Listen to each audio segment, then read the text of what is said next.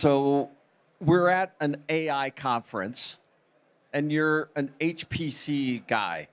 So what are you doing here, right? Yeah, Did you get the wrong directions, the wrong conference? What's up?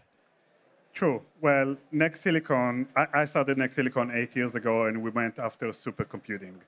Running physical simulation, fluid dynamic, everything that is nuclear-related, security, defense, and those things. And now there is AI, and AI is all you get. Yeah, that's the sexy new one. No one cares about HPC, but in the Yeah, foundation even level, though that's the route that Jensen and all of GPUs followed as well. so that's the point. I mean, Yeah. even GPUs, obviously started with graphics, but then they moved to the supercomputing with the big machine running up. And HPC and AI in the foundation are exactly the same mathematical principle, and even AI workloads are way simpler.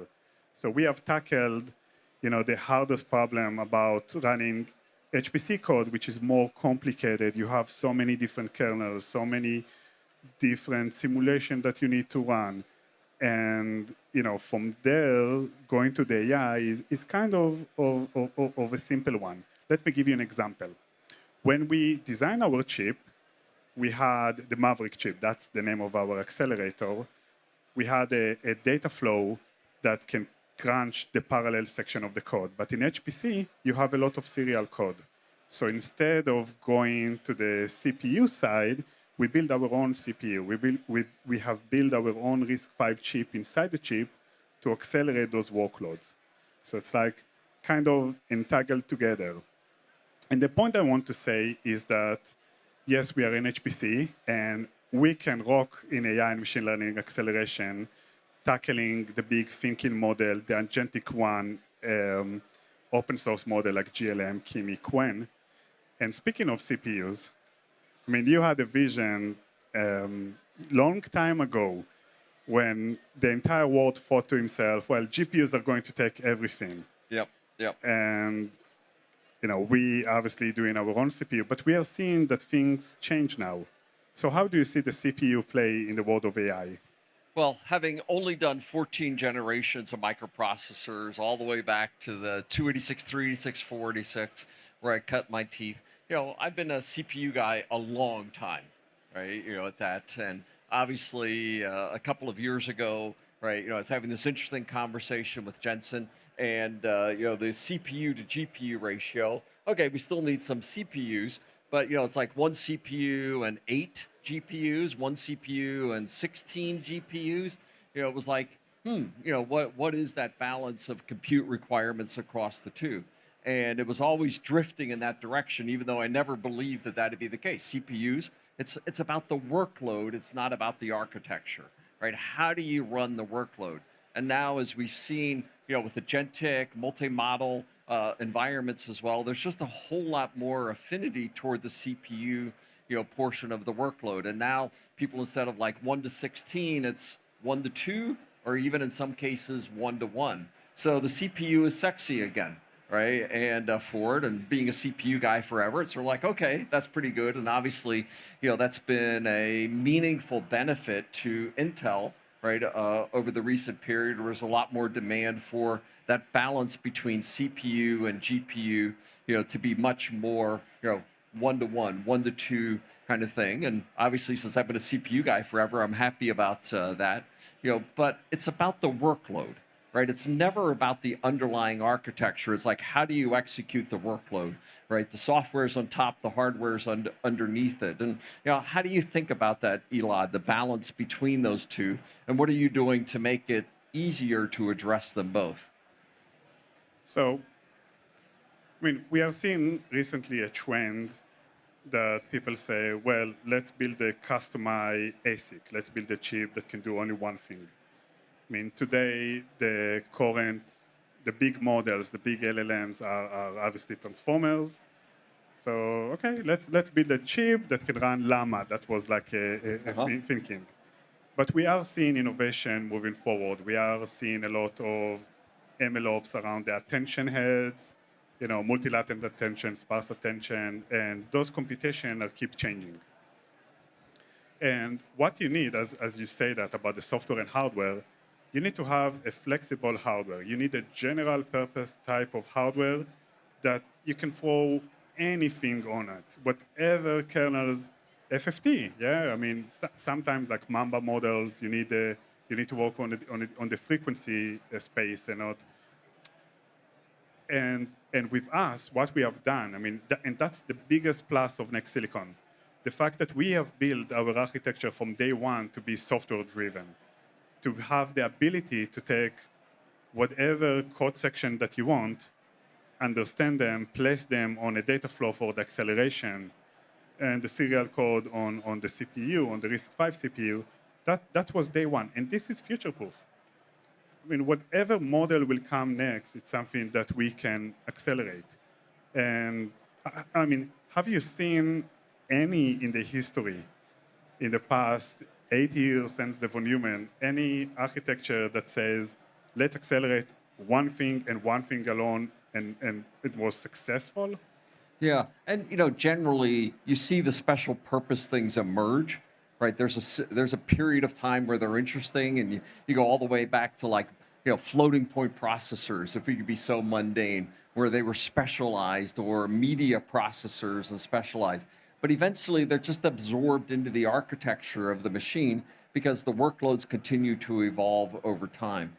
I mean, look at some of the conversations today. We have a training farm, but that's different than the the decode, and it's different than the prefill, right? So we're taking the same workload and carving it up into more specialization, right? For it, that's not a scalable architecture, right? You end up with these islands of compute over time at scale, and fundamentally the workloads continue to evolve.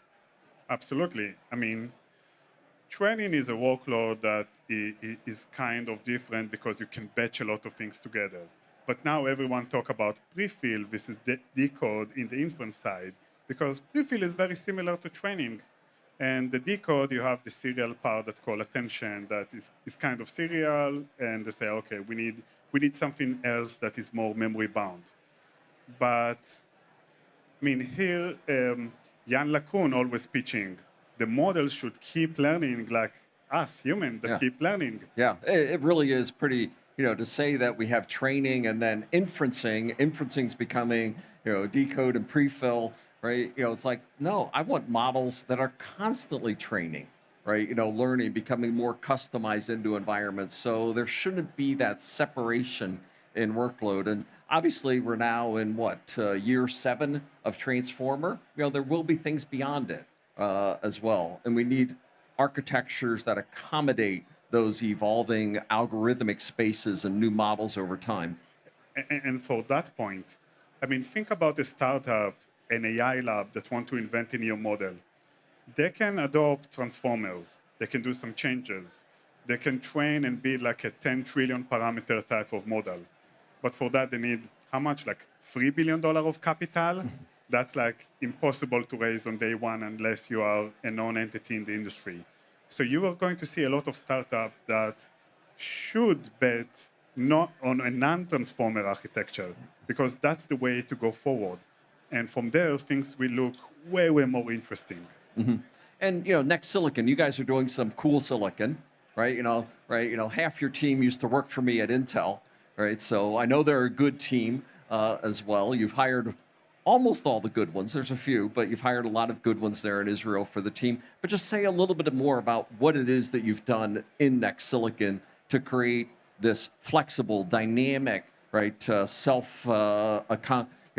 dynamically adjusting architecture. So we have spent 8 years. We did 4 tape outs. We built our first generation. We place it in all of the national laboratories. The second generation is now in production and installed at rack level scales. And think how hard it is to move from like one chip that can run just one function, one chip that can run an application, node level, rack level type of scaling, multiple of racks. That's what we have done with DOW entities and DOE entities. Um, so we have built all the different infrastructure. We have taped out the Arbel, our RISC-V chip. If you remember, I told you that inside every Maverick at the accelerator, there is the data flow that accelerates the parallel region, and there is RISC-V to accelerate the serial code that needs CPU. Now we spun it out. We have tape out. We have real silicon, best in class, to run high performance core. And our thinking about the CPU is that with all the AI agentic tool and harnesses that you need to run, as you say, one-to-one, you give the LLM a task, now he needs to run a lot of tools together. And in fact, I predict that the LLM will generate like code base that we need to run physical simulation and other things. So having like a single chip that can accelerate physical simulation and running the AI model in the same infrastructure where memory stay locally, that's the key. And we have really cool announcement later this year to announce around the AI and agentic flow that we are moving forward. And my personal belief, especially if you are building a chip, I mean, every chip generation is around $150 million to spend. So a lot of capital, a lot of things. You need to be very different in order to be at the top. And you need this couple of early customers to test us at scale. And this is what we have done. Yeah. And looking forward, I mean, 10 years from now, the future is going to look very differently. Well, and having only been doing computer architectures for the last 45 years, right, which is sort of crazy to say that out loud, but been doing this a long time. When I met with and reviewed, the work that you and your team were doing, right, CPU, GPU, no, it's a common data flow architecture, and being able to do that at scale for high performance computing, but now also right across the whole AI workload space.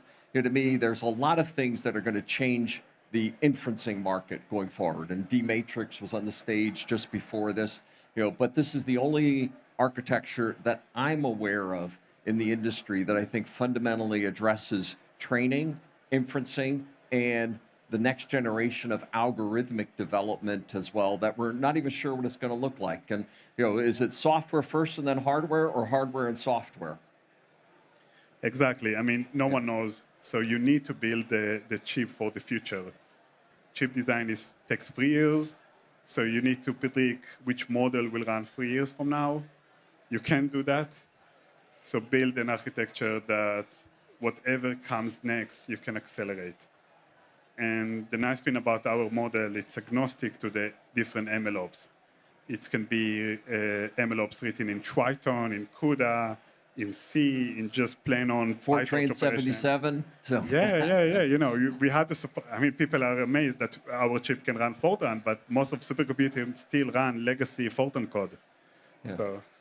And particularly for a lot of the scientific workloads that are becoming AI capable, right? There's still a lot of those codes, a lot of those algorithms that need to be leveraged into the future. And, that dynamism of your architecture is really unique.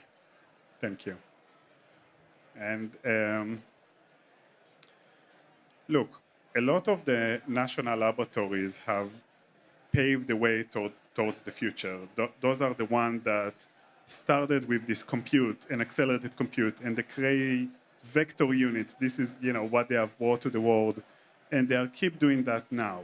So even though we are seeing a lot of demands around token for agentic coding, there are still a lot of breakthrough in AI models running on data sets of physical simulation, run them faster, and just unlock the future of humanity. So what do you think the future will bring? Well, when people like, talking to Jan LeCun or Ilya, and so on, they say anybody that can predict the AI future 2 years from now is lying, right? It's just dynamically changing so rapidly associated with it. But I think when you look at that, you can clearly start to see some of these trends where the models themselves, today's transformers, they're largely two-dimensional models. Well, we need to move to 3 and 4D models because that is where the world in science is, right? Where molecules are, right? Where physical AI comes. So I do think the models, and we'll have that physical AI moment, right? Just like the transformer moment, changed everything as we think about chat and capability. But we'll also see, this continuing innovation between training and inferencing, where that will become increasingly one workload that is becoming, more naturally, dynamically adjusting, just like humans learn as well. So I think that boundary between training and inferencing will decay over time, and algorithms will emerge that allow us to view self-training for the future. But ultimately, the underlying hardware, as I describe it, we have to make AI 10,000 times better than today, right? It isn't going to be a little bit better. We need to make it 10,000x. It is much too energy inefficient, much too capital inefficient if we're fully going to realize the benefits of AI for humanity's future. If we're fully going to, solve, next generation chemistry, next generation, right, of biology and bioengineering, next generation, right, of material science, and every aspect of humanity, computers no longer, right? I no longer need to adjust to my computer. My computer is accommodating me as a human.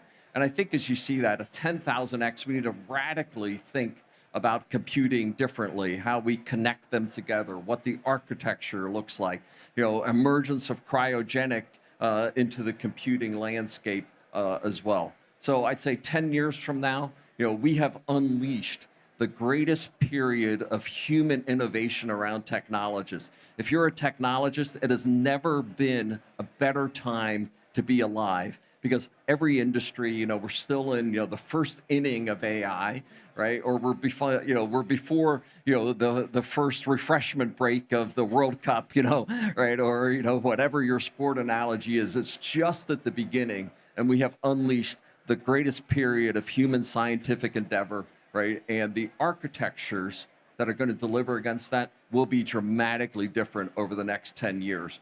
This just needs to change in a fundamental way.